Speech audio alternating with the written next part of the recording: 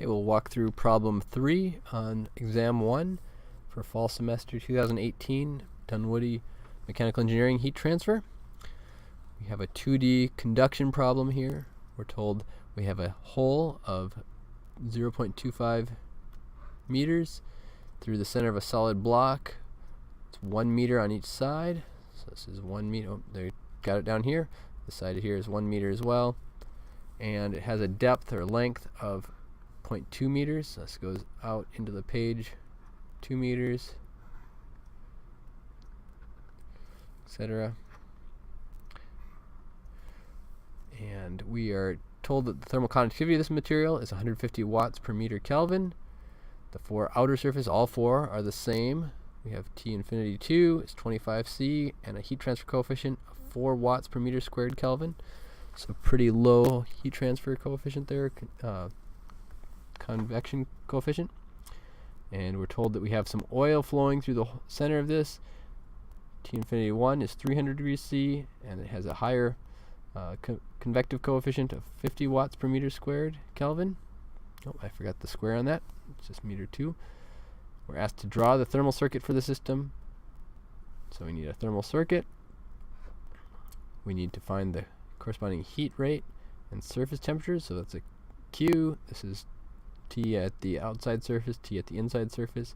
And then we'll verify those temperatures using an alternate method. So if we find Q directly, we can back it out from conductive or convective process. Alright, so starting with a thermal circuit, I'll start that here. What do we have? So we have some resistance. This is convective on the inside. So here's T infinity 1. I'm going to call this T1 there. Our conduction, another thermal resistance due to convection on the outside. So this is T2, and this is T infinity 2. And we have heat transfer flowing this way. I'm going to show it as a flux. Our area is going to be changing. So at the inside we have this pi d times L for this inside cylindrical surface.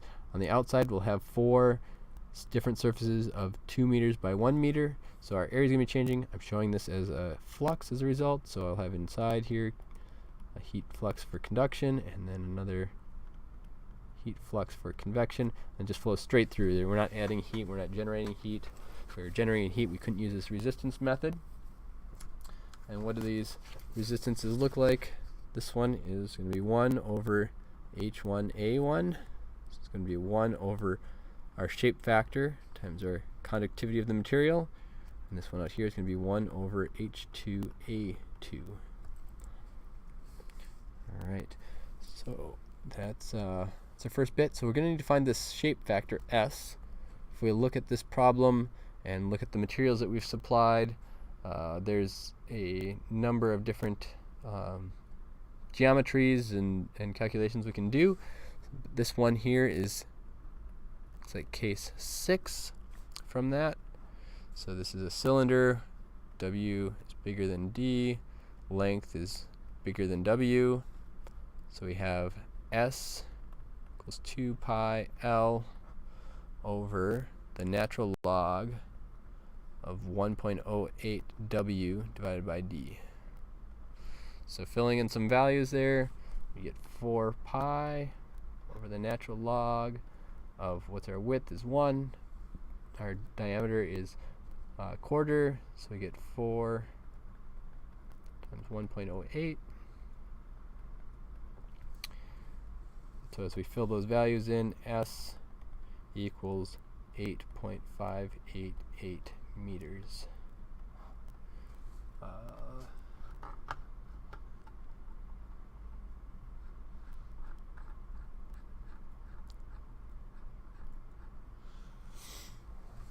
Alright, and then now that we've got that, we can calculate our other resistances. That was fine there, but now we can calculate that conductive resistance. We have our convection, our outside convection. So resistances. So our convection on the inside equals 1 over H1, which I believe is 30. Went too far. H1, 50 watts per meter squared Kelvin. So 1 over 50. Our area there is going to be pi times 0.25. That's times 2. So this convective resistance goes to, those values goes to 0.01273. Our conduction, 1 over SK, 1 over 150 times 8.588. So we get 7.763 times 10 to the negative fourth. And then our last convective resistance, our convective outside, 1 over, now we get 4. That's our area. We have 4 sides, times 2 times 1. So this is 16, 32, 1/32. So it goes to 0.03125. So you get, oh, that's the negative fourth. There we go. So those are the values for those resistances. So now we can just do a quick calculation for Q. So not a flux, it's just a heat rate, equals delta T over R total. This is all in series, so just add those all up. Equals, so I have 300 on the inside, I have 25 at the outside, so I get 275 over 0.01273 plus 0.03125 plus 7.763 times 10 to the negative fourth. So adding those all up is Q equals 6.14 kilowatts. All right. So now that I've got that, let's see what we're asked for. We're asked for those temperatures, right? So we found the heat rate. Now we're looking for the surface temperatures. So how can I find those surface temperatures? Well, I've got a number of ways I can do it. I can set that Q equal to the convective heat transfer on the inside and the convective heat transfer on the outside. That would be fine. And then I could verify that using my conduction through the middle and making sure I get the same thing out for my Q. That's the way I will start this. So Q equals H1A1 times 300 minus T1.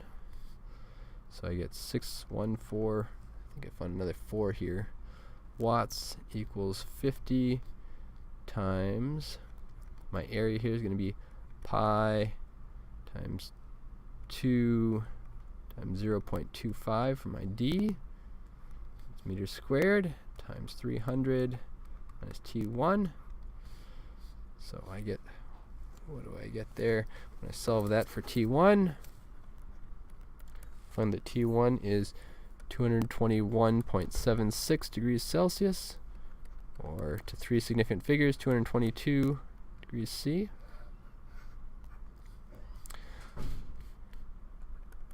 Maybe I'll make a note here inside. So on the outside, what do we have there? We have Q equals HOAO times T2 minus 25 degrees C. So I again have 6144 watts. Get 4 watts per meter squared Kelvin times 4 sides times 2 times 1 meter. So that's one area there is 2 meters squared times 4 gets me 8 meters squared. And this my watts per meter squared Kelvin, and I'm going to take that times T2 minus 25 degrees C. So when I solve that, I find T2 is 217 degrees C. Alright, and now verification.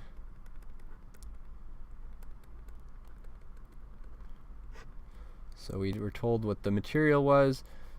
We know with the shape factor, Q equals SK delta T. So I'm going to back kick it what my Q is. So what do I have? I have S is 8.588. My conductivity is 150.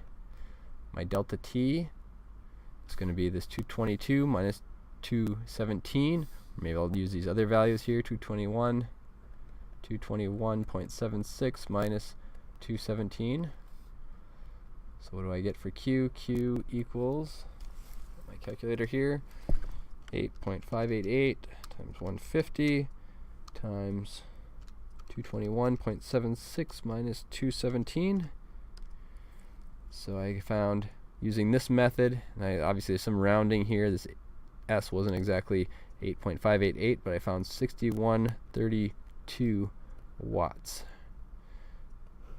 That's pretty darn close to 6,140 watts. So those are pretty close. I'm going to say I've got the right answer. I verified another way. So there's my other option there. And I could have gone back through and used conduction to calculate this, and then used convection or something to verify that outside or inside temperature, whichever way I'm thinking of that. So that was the process for problem 3. So start with the thermal circuit, calculate our S value to find this conduction resistance, add up all our resistances to find our heat flow. When we have that heat rate, then we can back out our temperatures from convective or conduction, and then use the third method to verify that our heat rate is correct. So there's the approach to take.